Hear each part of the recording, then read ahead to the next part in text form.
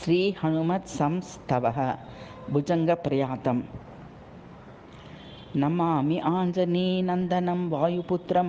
నమామి ప్రభుం వానరాణాం గణానాం సదా రామనామామృతం సేవమానం నమామి ప్రభుం మారుతిం రామదూతం తడితేజసం వాయువేగం బలిష్టం చిరంజీవినం దివ్యభజాంగదేహం దితేహ సంతతిం సంహరంతం కపీంద్రం వరేణ్యం శరణం నితాంతం భజేహం మహాసాగరం లీలయా లంఘయిత్వా त्वयाश्वासिता भूमिकन्या सशोका त्वया राक्षसेन्द्रस्य लङ्का विदग्धा त्वयैतादृशी स्वामि सेवा विदत्ता त्वदीयेन वेगेन तुल्यो न वायुर्न वा मानसं मानवानां कपीश सुमित्रासुतप्राणरक्षार्थमेव गिरीन्द्राग्रमुत्पाट्य वेगेन नीतं वरिष्ठा वदान्यास्ति सेवा त्वदीया प्रभु रामचन्द्रस्त्वयैव प्रसन्नः त्वमेवासि चादर्शभूतो नराणां भवत्पादपद्मं सदा वन्दनीयं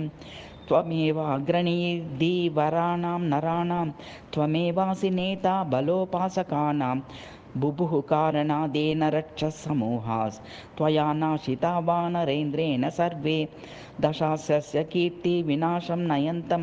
सुदीनां जनां स्तारयन्तं कपीन्द्रं प्रभो रामचन्द्रस्य भक्तानवन्तं हनुमन्तमेकं स्मरामि प्रभाते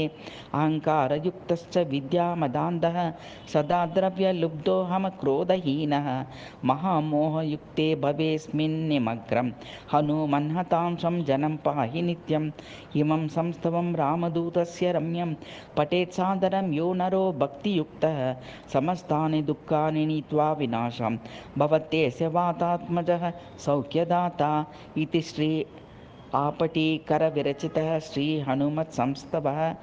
सम्पूर्णः।